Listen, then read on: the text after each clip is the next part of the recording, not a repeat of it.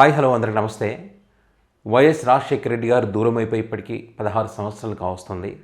ఈరోజు ఆయన వర్ధంతి సందర్భంగా మరి ఆయన గుర్తు చేసుకుంటూ, ఆయన చేసిన సేవలను గుర్తు చేసుకుంటూ కొన్ని ఆసక్తికరమైనటువంటి విషయాలు మీకు వీడియోలో చెప్పేటువంటి ప్రయత్నం చేస్తాను. ఆయన గురించి ఎంత చెప్పినా తక్కువే, ఎంత చెప్పినా కూడా ఇంకా చెప్పాల్సింది చాలా ఉంటుంది. అంత అద్భుతమైనటువంటి వ్యక్తి వైఎస్ రాజశేఖర రెడ్డి గారు. సో మీ అందరికీ తెలుసు, తెలుగు రాష్ట్రాలలో చిరస్థాయిగా ప్రజల గుండెల్లో నిలిచిపోయినటువంటి ముఖ్యమంత్రుల్లో ఇద్దరు. చాలామంది ముఖ్యమంత్రులుగా పనిచేసినప్పటికీ వాళ్ళ పరిధిలో వాళ్ళు ఎంత చేయాలో అంత చేశారు. ఆ తర్వాత ముఖ్యమంత్రి అంటే ఇలా ఉండాలి, పేదల పక్షపాతిగా ఉండాలని నిరూపించినటువంటి వ్యక్తి నందమూరి తారక రామారావు గారు. ఇంకా ఇంతకు మించి ఎవరు చెయ్యరు అనుకున్నటువంటి తరుణంలో మరి అంతకు మించి ఎక్కువ చేసినటువంటి వ్యక్తి వైఎస్ రాజశేఖర రెడ్డి గారు. ప్రతిరోజు ఈయన ఒక డిసిషన్ తీసుకుంటే ఇంకా రేపేం తీసుకుంటాడు, రేపేం తీసుకుంటాడని చాలా ఆసక్తిగా ఎదురు చూసేవాళ్ళు. అసెంబ్లీ సమావేశాలు ఉంటే వైఎస్ రాజశేఖర రెడ్డి గారు ఏం మాట్లాడతారని ఎదురు చూసేవాళ్ళు. చంద్రబాబు నాయుడు గారికి ఏ రకంగా కౌంటర్ ఇస్తారని చూసేవాళ్ళు. అంటే ఒక హాస్యాన్ని, ఒక సమస్యని ఇట్లా అన్నీ కూడా సమపాలలో ప్రస్తావించేటువంటి వ్యక్తి వైఎస్ రాజశేఖర రెడ్డి గారు. అంత అద్భుతమైనటువంటి వాక్చాతుర్యం కలిగినటువంటి వ్యక్తి వైఎస్ఆర్ గారు. నవ్వడము, ఆ నవ్వు ఎవరికి రాదు, ఆ పంచకట్టు కానీ ఆ పంచకట్టు ఎవరికి రాదు, శత్రువుని ప్రేమించే తత్వం ఎవరికి రాదు, శత్రువులకు సైతం సాయం చేసేటువంటి గుణం కలిగినటువంటి వ్యక్తి వైఎస్ రాజశేఖర రెడ్డి గారు. అయితే మరి వైఎస్ఆర్ గారిని దేవుడిలా ప్రజలు ఎందుకు చూస్తూ ఉన్నారు, వాళ్ళ గుండెల్లో చిరస్థాయిగా ఎందుకు నిలబడిపోయాడు అని అంటే, నాకు తెలిసిన కొన్ని ఆసక్తికరమైన విషయాలు మీకు చెప్తాను నేను.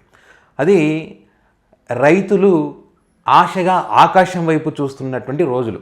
అంటే వర్షాలు లేక, కరువు వచ్చి, పంటలు పండక, పశువులకు మేత పెట్టలేనటువంటి పరిస్థితి, డొక్కలు ఎండిపోయి చనిపోయినటువంటి పరిస్థితి గేదెలు. అప్పట్లో నేను ఒక బస్సులో ప్రయాణం చేస్తున్నప్పుడు అప్పుడు చాలామంది చంద్రబాబు నాయుడు వస్తే ఈయన పాదం మంచిది కాదు, వర్షాలు పడవు, వాతావరణం కూడా సహకరించదు, ఏంది మాకు దుస్థితి అని అనుకునేటువంటి రోజులు అవి. అలాంటి టైంలో ఒకడు వచ్చాడు, వైఎస్ రాజశేఖర రెడ్డి గారు. 1500 కిలోమీటర్లు పాదయాత్ర చేశారు. ఆ పాదయాత్రలో అనేక విషయాలు చెప్పారు. చెప్పిన తర్వాత మరి కాంగ్రెస్ పార్టీ అధికారంలోకి వచ్చింది. మీ అందరికీ తెలుసు వైఎస్ఆర్ గారు తొలి సంతకం దేనిపైన చేశారో. ప్రజలకు సేవ చేయాలనేటువంటి మనస్తత్వం ఉంటే, మంచి చేయాలనేటువంటి ఆలోచన ఉంటే ఖచ్చితంగా ప్రకృతి కూడా సహకరిస్తుంది అనడానికి పెద్ద ఎగ్జాంపుల్ వైఎస్ రాజశేఖర రెడ్డి గారు. వైఎస్ఆర్ గారు అధికారంలోకి వచ్చిన తర్వాత ప్రకృతి కూడా సహకరించి వర్షాలు కురవడం, పంటలు మంచిగా పండడం, రైతుల ఇళ్లకు ఆనందం, ప్రతి ఒక్కరు కూడా సంతోషంగా ఉన్నారు వైఎస్ఆర్ గారు వచ్చిన తర్వాత. సో అది రైతుల గుండెల్లో వైఎస్ఆర్ గారు చిరస్థాయిగా నిలిచిపోవడానికి కారణం అదే. ప్రకృతి కూడా వైఎస్ఆర్ గారికి తల వంచింది, ఆయన పాలనకు సహకరించింది.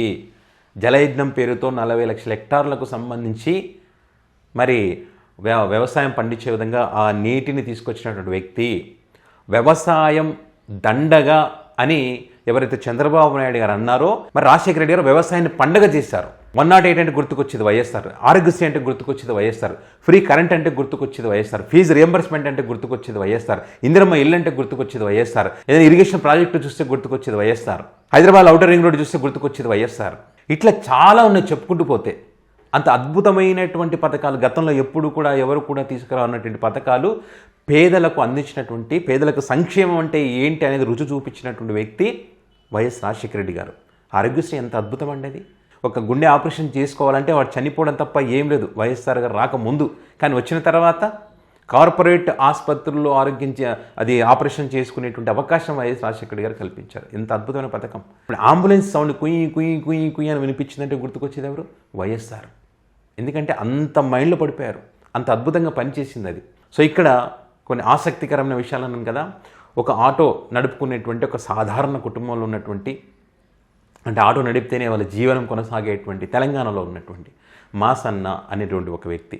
ఆ వ్యక్తి మరి బ్రెయిన్ స్ట్రోక్ వచ్చి కామినేని హాస్పిటల్లో చేరితే ఆపరేషన్ చేయడానికి కొన్ని లక్షలు ఖర్చు అవుతుందని చెప్పారు. కొన్ని లక్షలు ఖర్చు అవుతుంది. మరి వాళ్ళు డబ్బులు పెట్టుకునే పరిస్థితి లేదు.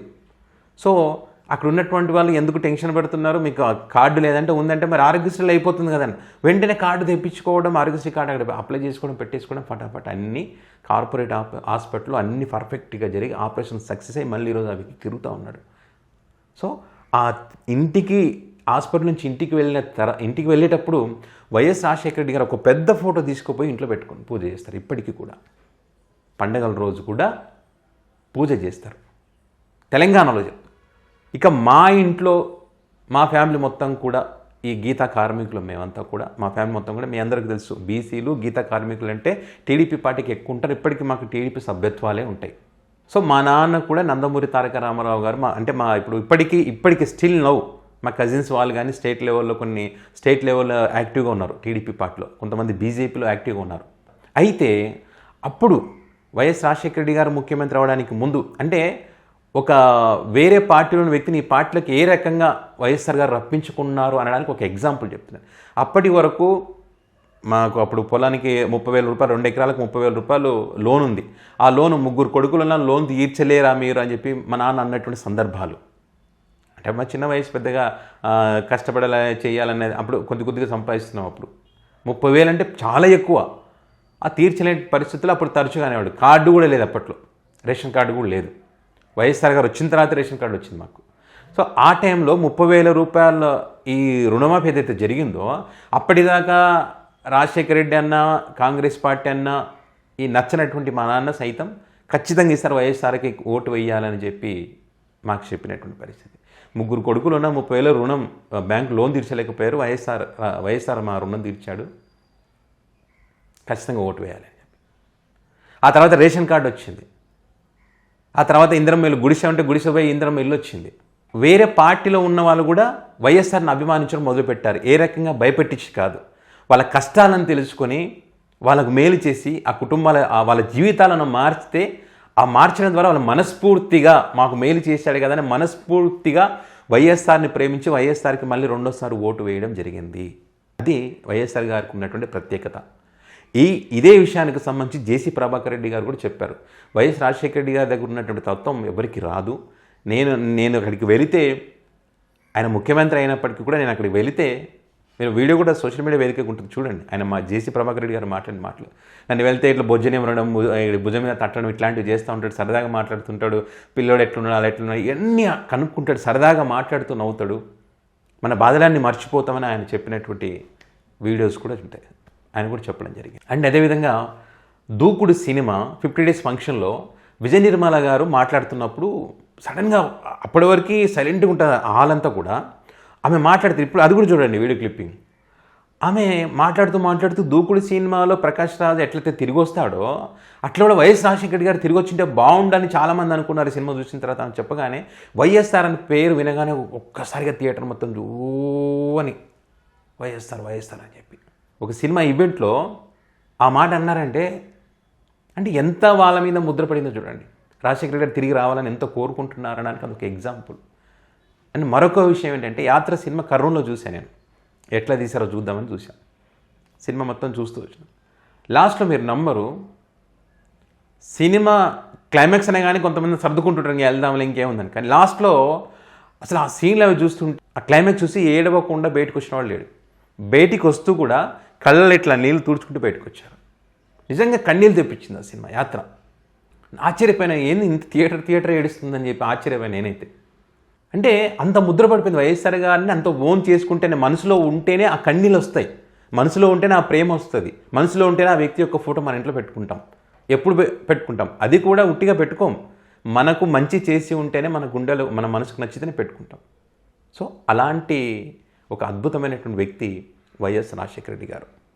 నేనైతే 2002 ఆ ప్రాంతంలో ఈనాడులో ప్రమోషన్ వర్క్లో పనిచేసేటప్పుడు ఆమన్గల్లో అప్పుడు ఉమ్మడి మామూలు డిస్టిక్ అది. ఆమన్గల్లో రాజీవ్ గాంధీ విగ్రహం ప్రారంభోత్సవానికి అప్పుడు వచ్చినట్టున్నారు.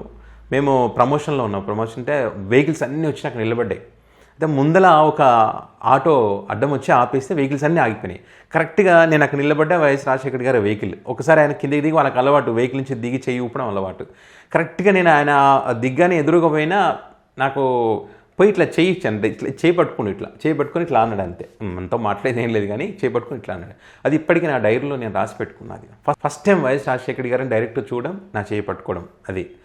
సో ఇట్లా అందరికీ కూడా 2 తెలుగు రాష్ట్రాలలో ఈ కుటుంబంలో మేలు జరగలేదు అనడానికి లేదు. ప్రతి కుటుంబంలో ఏదో రకంగా మేలు జరిగింది వైఎస్ఆర్ గారి హయాంలో. అలాంటి వ్యక్తి, అంత గొప్ప వ్యక్తిని మరి వీరి మనసులో నుంచి తొలగించాలని చూస్తే, మరి ఆ వ్యక్తిని మర్చిపోవాలని చెప్పి ఆయన విగ్రహాలు తొలగిస్తేనో, విగ్రహాలను ధ్వంసం చేస్తేనో, మరి ఆ రూపాన్ని మర్చిపోతారనుకుంటే కొంతమంది యొక్క భ్రమ. ఎంత చేసినా కూడా చిరకాలం తెలుగు ప్రజల గుండెల్లో చిరస్థాయిగా నిలిచిపోయేటువంటి రూపం డాక్టర్ వైఎస్ రాజశేఖర రెడ్డి గారు.